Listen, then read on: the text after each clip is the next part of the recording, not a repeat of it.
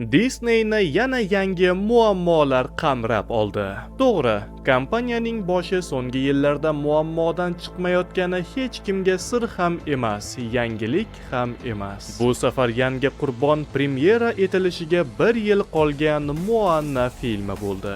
Bir necha kun avval taqdim etilgan Moana filmi treyleri tomoshabinlar tomonidan juda ham katta tanqid ostiga olindi.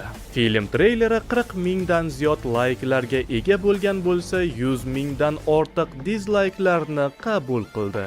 Izohlar bo'limida esa faqatgina salbiy fikrlar.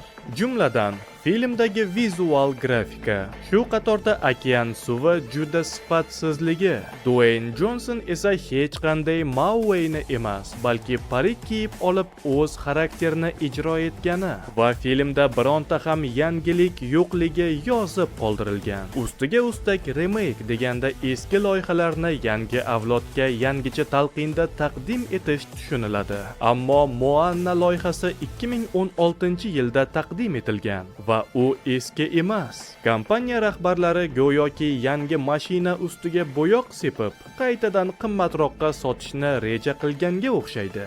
Afsuski, tomoshabinlar ahmoq emas va treylerni tomosha qilgan har qanday tomoshabin buni bittada ilg'aydi.